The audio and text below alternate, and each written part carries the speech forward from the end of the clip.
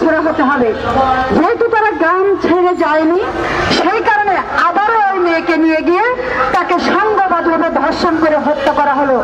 তাহলে আমরা বলতে চাই, বিচার ব্যবস্থাকে প্রশ্ন করতে চাই, তাহলে এই দেশে যদি সঠিক বিচার হতো, প্রত্যেকটা ঘটনার যদি সুষ্ঠু বিচার হতো, তাহলে এইভাবে আমিনাকে জীবন দিতে হতো না। আমরা মনে করি অতীতের ধারাবাহিকতা আজকে এই দেশে এই ঘটনাগুলো ঘটছে, তাহলে সেখানে প্রতিকার কি? আমরা মনে করি আমাদের এই দেশের জনগণ, সচেতন নাগরিক, তাদের বিবেকটা অবশ্যই নাড়া দিবে যে কেন একটা মেয়েকে ধর্ষণের পর কেন তাকে সামাজিকভাবে তাকে সালিশ করে তার জন্য একদম টাকা পয়সা দিয়ে তাকে মিটিয়ে দিয়ে দেওয়া হয়। তার মানে কতটা ক্ষমতাধর হলে তাদের বিচার কেউ করতে পারে না। আমরা অতীতের তনু হত্যা থেকে শুরু করে মনিয়া হত্যা থেকে শুরু করে সমস্ত হত্যাকাণ্ডের যদি বিচার দেখি, কোনো বিচার হয়নি এদেশে। সেই কারণে আমরা বারবার বলছি, বিচারহীনতার যে সংস্কৃতি, তার জন্য আজকে আমাদের এই পরিস্থিতি। প্রিয় বন্ধুগণ, আমরা আজকের এই প্রতিবাদ সমাবেশ থেকে আমরা দাবি করছি, অবিলম্বে এই আসামিদেরকে শুধু দ্রুত গ্রেপ্তার নয়, তাদেরকে দ্রুততম সময়ের মধ্যে তাদের কঠিন থেকে কঠিনতর বিচার নিশ্চিত করা দরকার। কারণ আমাদের দেশে এমনিতে যে একটা ঝোঁক আসে যে বিচার হবে, আন্দোলন হয়, লড়াই হয়, কিন্তু সার্বিকভাবে আমরা যখন পরিস্থিতি পর্যবেক্ষণ করি, এগুলোর কোনোটারই সুষ্ঠু বিচার হয় না। সেই জন্য আজকে যারা ক্ষমতায় রয়েছেন, সেই ক্ষমতাকে প্রশ্ন করতে চাই, তাহলে কিভাবে, তাহলে অতীতের যে ধারাবাহিকতা, সেই ধারাবাহিকতা তো বর্তমানে চলছে। সেই জন্য বাংলাদেশ নারী মুক্তি কেন্দ্র এর তীব্র নিন্দা এবং প্রতিবাদ জানায়, অবিলম্বে আসামিদেরকে গ্রেপ্তার করতে হবে। বন্ধুগণ, সেই সাথে বলতে চাই, আজকে রমজান মাস চলছে আমাদের দেশে। এখানে বর্তমানে যে বাজারের যে পরিস্থিতি, এখানে দ্রব্য মূল্য নিয়ন্ত্রণহীন, সাধারণ মানুষের নাগালের বাইরে মানুষ কিনতে পারছে না। আর একদিকে বেকারত্ব, আর একদিকে দুর্নীতি। আপনারা দেখেন কিভাবে আজকে আমাদের এই সমাজ ব্যবস্থায় মাদক এবং তার সাথে জুয়া যুক্ত হয়ে গেছে। অনলাইন জুয়া এবং মাদকে আমাদের পরিবারগুলো সর্বসম্মা হচ্ছে। কারণ আমাদের আর এই তরুণ যুবক বৃদ্ধা বলে কোনো কথা নাই, প্রত্যেকে আজকে মাদকে আসক্ত হচ্ছে। এবং যারা মাদকে আসক্ত হয়, প্রশাসন শুধু তাদেরকে ধরে নিয়ে গিয়ে এটা দেখায়, মানুষকে, জনগণকে আইওয়াস করায় তারা মাদকের বিরুদ্ধে জিরো টলারেন্স যা ঘোষণা করেছে।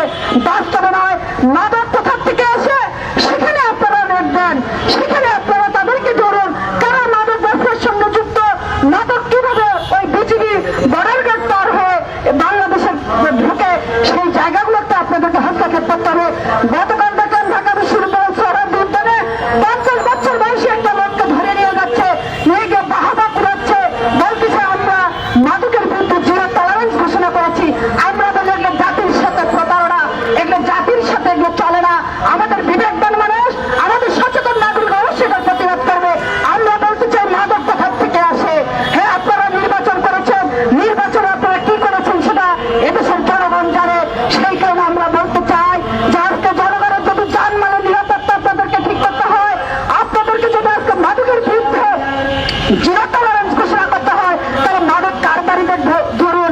তাহলে বন্ধুগণ, আরেকটু কথা বলতে চাই, আপনারা দেখেন যে জুয়া, অনলাইন জুয়ায় আজকে সারা দেশব্যাপী যেভাবে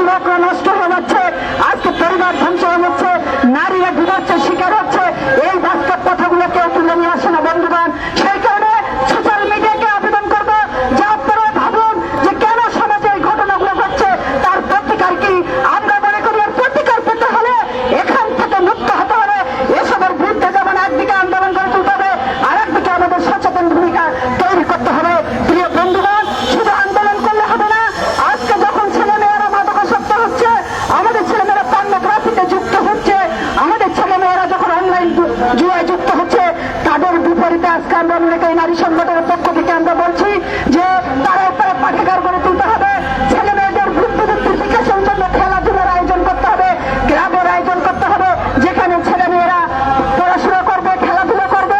আমাদের দেশের ছেলে মেয়েরা যতটা এদেশের চলচ্চিত্রের নায়ক নায়িকা বা যারা বিদেশি নায়ক নায়িকাদের চেনে, তত বেশি আমাদের দেশের ছেলে মেয়েরা তরুণ সমাজরা আমাদের বড় মানুষদের চেনে না, লোকেকে চেনে না, নজরুলকে চেনে না, তারা এদেশের বড় বড় মহান মানুষের প্রীতিলতা তাদেরকে চেনে না। সেই কারণে আমরা বলেছি যে মহান মানুষ যারা সভ্যতা সৃষ্টিতে, ইতিহাস সৃষ্টিতে ভূমিকা রেখেছে, সেই সব মানুষদের চরিত্র আজকে আমাদের পাঠ্যপুস্তকে অন্তর্ভুক্ত করতে হবে। সেই কারণে জেলায় জেলায়, সেই জন্য আমরা বলছি জেলায় জেলায়, পাড়ায় পাড়ায়, গ্রামে গ্রামে পাঠাগার গড়ে তুলতে হবে এবং পাঠ্যপুস্তকে বড় বড় মানুষদের জীবন অন্তর্ভুক্ত করতে হবে। প্রিয় বন্ধুগণ, এই দাবি নিয়ে আমরা বাংলাদেশ নারী মুক্তি কেন্দ্র কাজ করছি।